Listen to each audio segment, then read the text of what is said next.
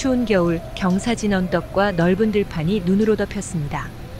그림 중앙에 큰 바위가 있고 그 바위에 한 남자가 몸을 기대고 있습니다. 매서운 추위 속에 초록의 전나무들이 있고 가장 큰 나무에 예수 십자가상이 서 있습니다.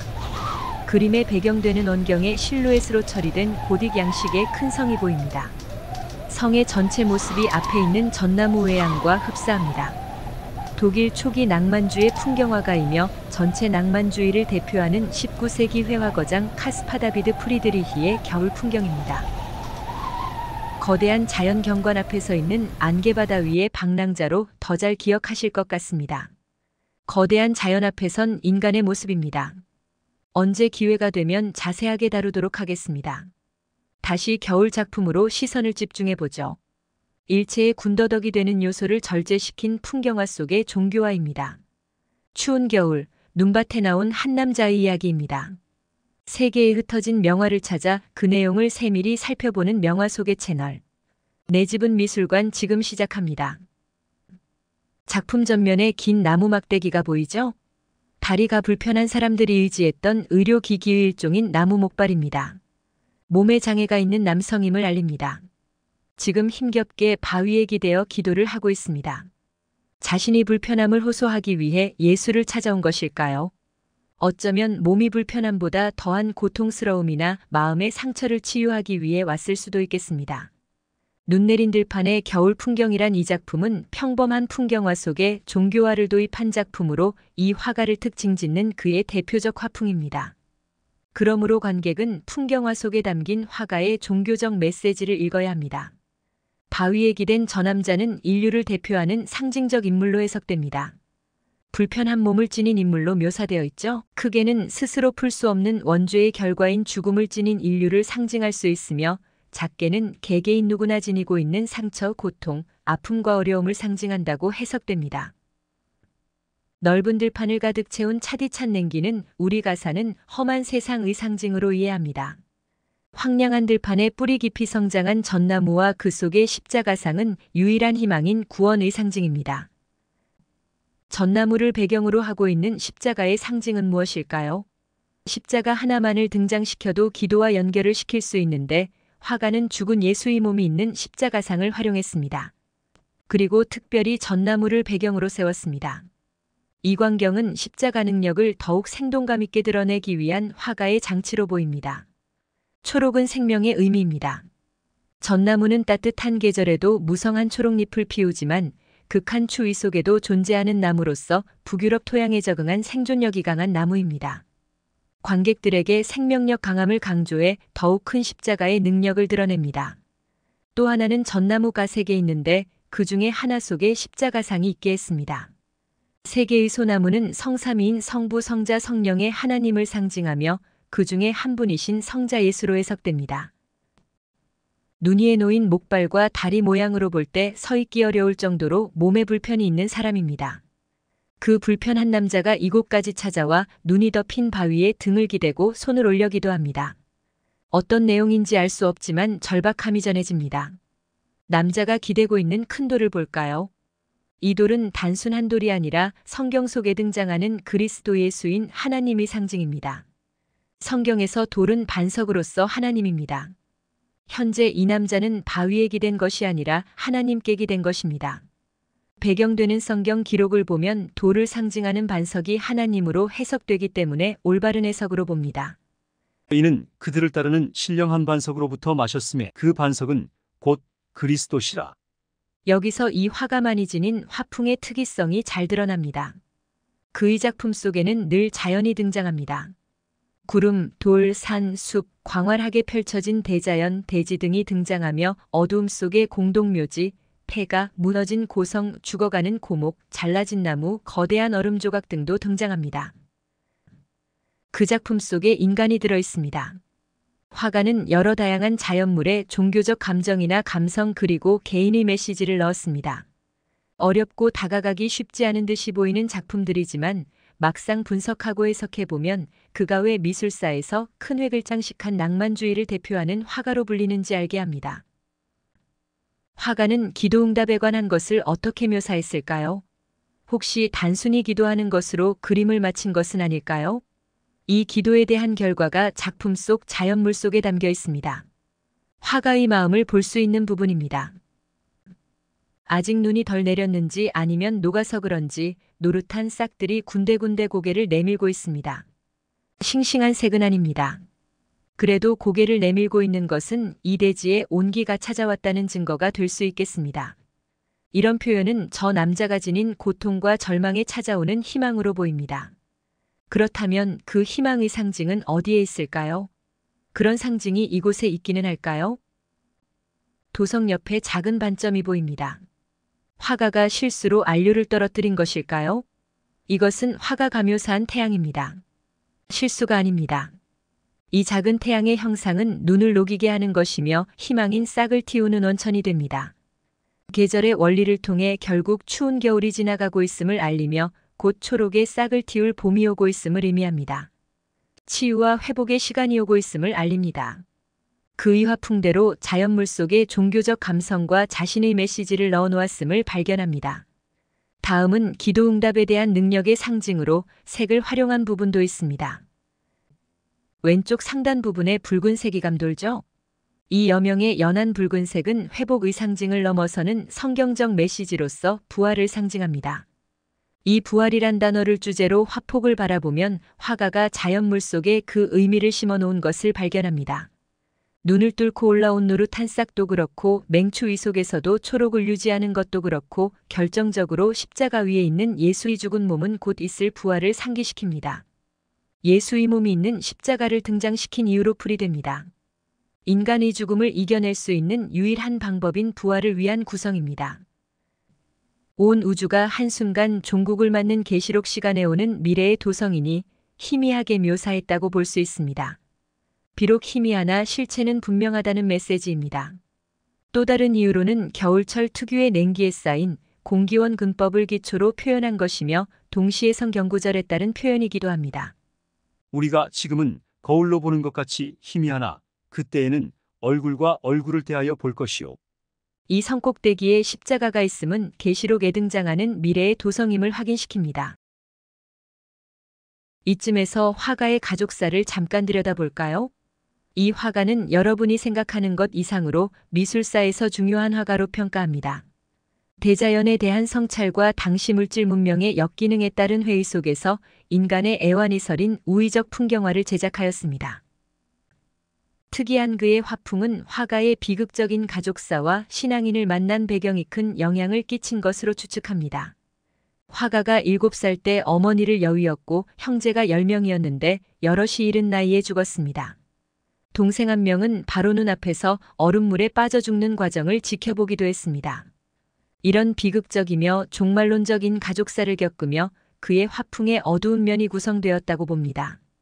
종교와에 관해서는 어릴 때 아버지로부터 받은 신앙이 있었고 미술을 배우던 학생 때에 스승인 한 신학자를 만나 자연을 신의 계시로 가르침을 받았습니다. 이 결과로 자연 속의 종교화가 구성된 것입니다. 이렇게 탄생한 이 화가의 화풍을 풍경의 비극이라 부릅니다. 한 단어로 나타낸 그의 화풍입니다. 주제를 강조하기 위해 표현한 것을 살펴볼까요? 거리에 따른 색의 변화입니다. 전경에는 눈을 흰색으로 강조했고 거리가 멀어질수록 어둡게 처리했습니다. 이렇게 거리에 따라 색의 변화를 달리함으로써 화폭 속에 공간의 깊이를 더했습니다. 들판의 깊이가 느껴집니다. 배경되는 도성 위에는 여명이 밝아오는 붉은색을 넣어 추위가 덜해질 것임을 암시합니다. 넓게는 인류가 지닌 고통을 벗어날 수 있는 새날이 있음을 알립니다. 남자의 기도에 대한 응답으로 해석합니다. 이번에는 이 작품에서 일반인이 풀기 어려운 이동의 순서에 대해 살펴보겠습니다. 두 개의 목발이 순차적으로 땅에 내려져 있죠. 남자의 이동 경로를 보여줍니다. 걸을 수 없음을 알립니다. 그런데 남자는 바위까지 가서 몸을 기대고 있습니다. 좀 이상하지 않으세요? 목발을 버리고 갔다면 기적이 일어났을 테고 남자는 회복되었을 것입니다. 그러나 이 남자의 몸을 보면 회복된 상태가 아닙니다. 전혀 변함없어 보입니다. 그런데 기도는 또 하고 있습니다. 질문의 핵심은 이렇습니다. 치유가 되어서 의지했던 목발을 내려놓고 몸을 움직였는지 아니면 치유가 되지 않았지만 신의 도움으로 몸을 움직여 이동할 수 있는가라는 물음입니다. 어떻게 목발을 내려놓을 수 있었을까요? 어떻게 바위까지 이동했을까요? 예수를 찾는 마음이 가상해서 조금이나마 치유시켜 주었을까요? 성경에 기록한 예수의 능력을 고찰해보면 부분적인 치유로 해석할 수 없습니다. 미술사에서 설명되지 않은 이 표현 속에는 화가 자신의 주관적인 메시지가 담겨 있다고 해석합니다. 신의 권한이란 해석입니다. 인간은 1 더하기 1은 2라는 법칙에 순종하며 믿습니다.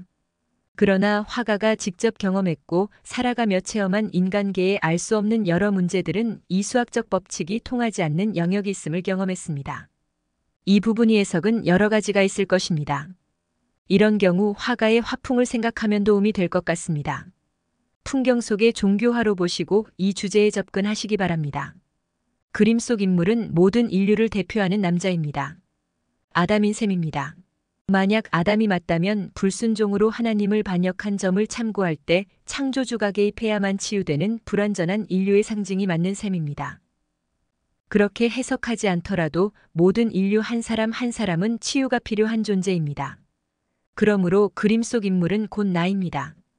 어쩌면 화가는 이 작품을 바라보는 관객을 향해 이 사람이 바로 당신입니다 라는 것을 전하려고 한 것 같습니다. 이동 순서에 관해서는 신만이 할 수 있는 영역인 은혜를 베푼 것으로 해석합니다. 은혜에는 인간이 인지하는 논리적 순서와 다릅니다. 성경에는 기도 후에 즉각적으로 받는 응답이 있고 기도 전에 이미 응답받는 것도 있지만 길게는 세대를 지나 응답받는 경우도 있습니다. 은혜는 순서와 상관이 없기에 이렇게 표현했다고 봅니다. 화가도 이 부분을 그리며 생각을 많이 했을 것입니다. 이런 표현이 가능했던 것은 그만큼 화가의 삶에서 깊게 새겨진 인간의 지난 고뇌들에 대한 종교적 관찰이 있었기 때문이라고 봅니다. 화가의 일생 속에서 경험되어진 것은 화폭에 고스란히 남아 전해지기 마련입니다. 이 묘사에 관해 적절한 구절이 있어 찾아봤습니다. 화가가 배경으로 참고한 성경 기록에 따른 것입니다. 수고하고 무거운 짐진 자들아 다 내게로 오라. 내가 너희를 쉬게 하리라. 나는 마음이 온유하고 겸손하니 나의 멍에를 메고 내게 배우라. 그리하면 너희 마음이 쉼을 얻으리니 이는 내 멍에는 쉽고 내 짐은 가벼움이라 하시니라. 이 그림에는 구성이 똑같은 쌍둥이 그림도 있고 연작으로 제작된 그림도 있습니다. 연작 성격이 짙은 작품인 형제 자매 같은 그림을 소개하며 마치겠습니다. 이 두 개의 그림은 사실 하나로 보셔야 합니다. 그림 해석과 이해를 위해 서로를 보완과 보충하는 점이 있기 때문입니다. 그래서 오늘 우리가 감상한 겨울 풍경이란 작품은 꼭 이 그림과 함께 보시길 권합니다. 이 작품 역시 제목이 겨울 풍경입니다. 그러나 풍경은 사뭇 다릅니다.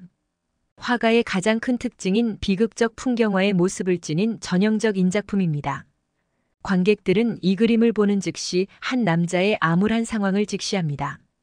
별빛도 얼어붙은 듯한 맹추위 속에 대지는 시린 눈으로 덮여 있고 자신은 목발의 의지에 엉거주춤 서 있습니다. 한마디로 갈 곳 없는 방랑자입니다. 주위를 둘러보십시오. 어느 누구도 자신을 돕거나 도움을 요청할 상황이 아닙니다. 화면의 반을 색으로 나누며 아래 들판은 눈으로 덮여 있고 하늘은 내일이 분명히 없는 절망으로 덮였습니다. 이 표현은 중세 회화 중에 보기 드문 비극적 대조입니다. 혹시 풍경화 속에서 이것보다 더 비극적인 대조를 보셨습니까? 이 화가의 작품이 아니면 보기 어렵습니다. 얼마나 비극적으로 묘사했는지를 살펴보겠습니다. 암울하고 황량한 시간 과장소에 갇혔습니다. 나무는 큰 나무와 작은 나무로 나눠져 있습니다. 큰 나무는 화면 중앙에 큰 뿌리를 두고 있지만 이미 줄기가 기울어져 있고 지탱했던 뿌리조차 넘어지는 형상입니다. 그것도 줄기가 여러 군데 잘리거나 끊겨 있어 봄이 온들 잎사귀를 피울 것 같지도 않습니다.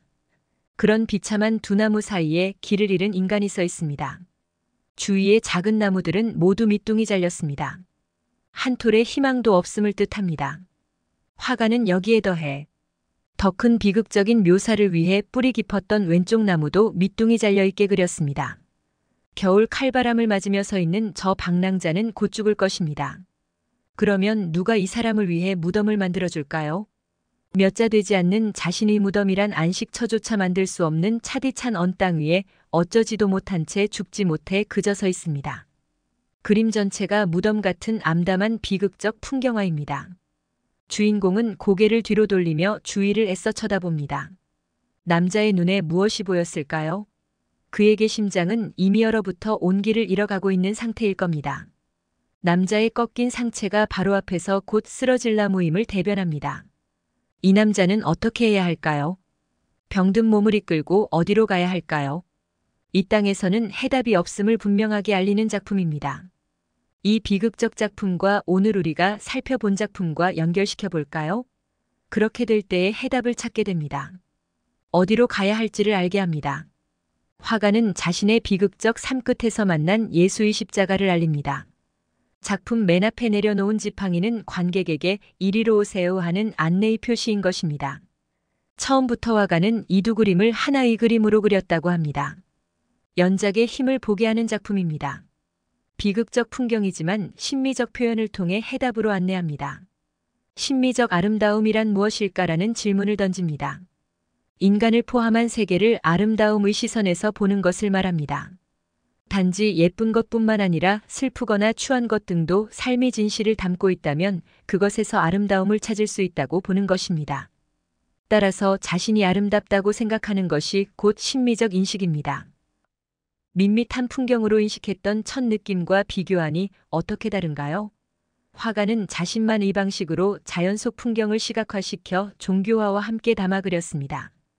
그가 창조한 화폭 속 의색은 어둡고 지극히 외로움이 묻어납니다. 그가 겪은 비극적인 가족사가 한몫을 했지만 완성된 이 화가만의 화풍 속에서 관객을 향한 질타가 있음도 발견합니다. 이 남자는 보통 기독교도상에서 아담을 상징합니다. 그렇지만 근대 그림에서 본 이 작품은 지극히 개인적인 대면의 시간이었기에 목발의 주인공 남자가 바로 나라는 생각이 들게 합니다.